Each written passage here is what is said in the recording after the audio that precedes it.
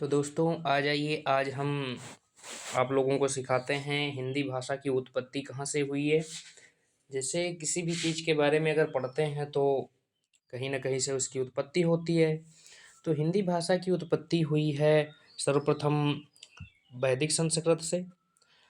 सर्वप्रथम जो कहते हैं विश्व में जितनी सारी भाषाएँ हैं, सभी की जननी संस्कृत ही है। तो संस्कृत भी 2 प्रकार की थी, एक है वैदिक संस्कृत।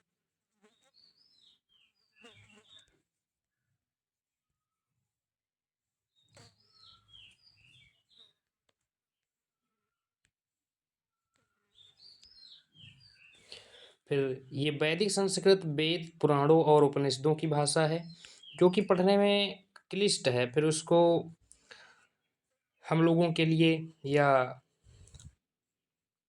मानव सभ्यता के पढ़ने के लिए थोड़ा सरल किया गया, जिसको कहते हैं लौकिक संस्कृत।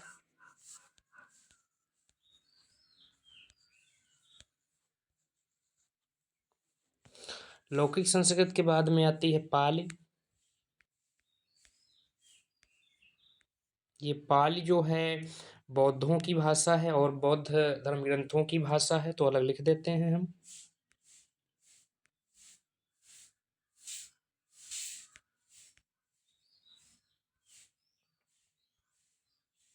फिर होती है, उसके बाद में आती है प्राकृत,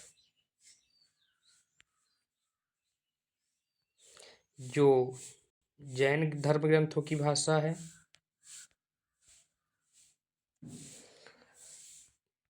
प्राकृत के बाद में आती है अपभ्रंश, यानी कि कहते हैं अपभ्रंश से हिंदी की शुरुआत हो जाती है।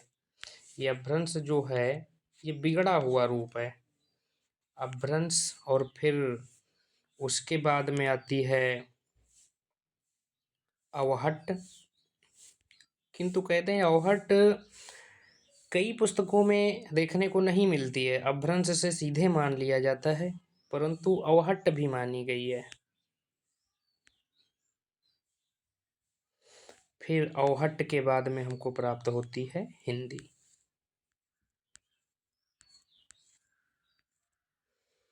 तो इतनी सारी प्रक्रियाओं के बाद हमको हिंदी जो है प्राप्त हुई है।